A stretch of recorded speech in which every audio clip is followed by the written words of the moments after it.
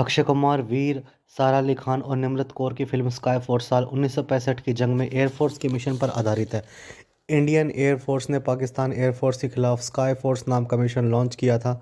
वीर पहाड़िया ने इस फिल्म से डेब्यू किया है। उनका किरदार squadron leader A B Devaiah पर आधारित है। मेकर्स ने क्रिएटिव लिबर्टी लेते हुए उनके किरदार का नाम टी के विजय कर दिया है। फिल्म की कहानी साल 1971 से शुरू होती है। दिखाया जाता है कि पाकिस्तान एयरफोर्स ने इंडियन एयर बेस पर हमला कर दिया। इस हमले में इंडियन एयरफोर्स एक पाकिस्तानी पायलट को पकड़ लेती है। फिर वहां से कहानी फ्लैशबैक लेती है। 1965 में हम स्क्वाड्रन लीडर टी के विजया से मिलते हैं। टैबी उनका निकनेम है। फिल्म बहुत जल्दी एस्टेब्लिश कर देती है कि टैबी में देशभक्ति का जज्बा कूट कूट कर भरा हुआ है। वो रिस्क लेने से नहीं कतराता। उसका प्लेन हवा से ऐसी बातें करता है देखने वाले घबरा जाएं।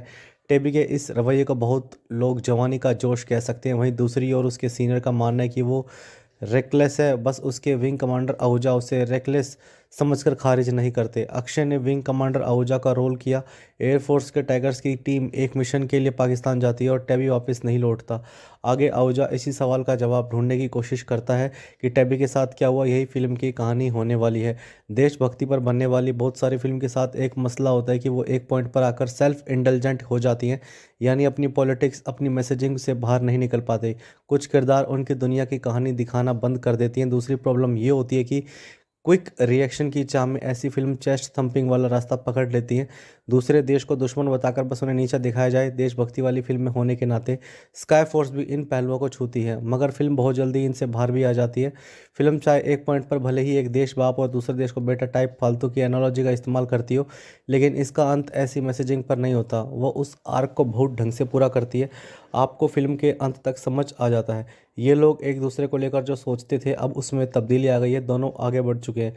क्लाइमैक्स की बात करें तो ये फिल्म का सबसे मजबूत पॉइंट था। ये कहानी जिस तरह से ख़त्म होती है वो आपको हिट करती है। एक किरदार स्क्रीन से बाहर निकल कर आपके साथ रह जाता है। आप उसके लिए कुछ महसूस करते हैं। ऐसा नहीं है कि फिल्म की राइटिंग के साथ सब चंगा सी।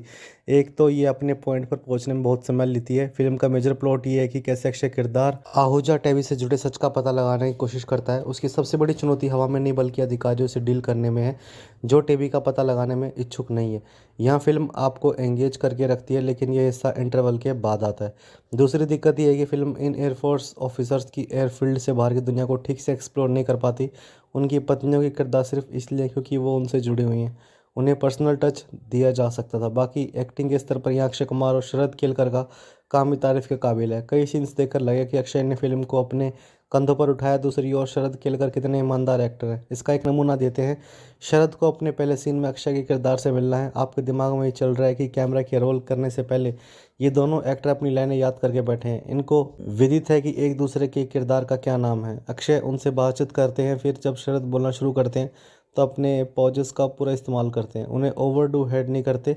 आँख के एक हल्के से इशारे से अक्षय की छाती की राइट साइड देखते हैं और फिर उनके किरदार का नाम लेते हैं। आप समझ जाते हैं कि उन्होंने नेम प्लेट से आहूजा का नाम पढ़ा है। ये बहुत हल्का सा जेस्चर था, पलक झपकने में गायब भी हो जाए। मगर शरद ने अपने रोल को फॉर ग्रांटेड नहीं लिया। जितना भी स्पेस मिला वो शाइन करते रहे। वीर पहाड़िया का काम बहुत औसत किस्म का है। उनकी डायलॉग डिलीवरी सुनते हुए लगता है कि वो बस याद किए हुए डायलॉग सुनाकर आगे बढ़ रहे हैं। सब एक टोन में चलता। बाकी ये उनकी पहली फिल्म है। उम्मीद है आगे उनका काम बेहतर होता जाएगा। स्काई फोर्स के साथ कई मसले, राइटिंग से लेकर साउंड डिज़ाइन तक, लेकिन ये कई मौक़ों पर आपको एंगेज भी करके ज़रूर रखेगी।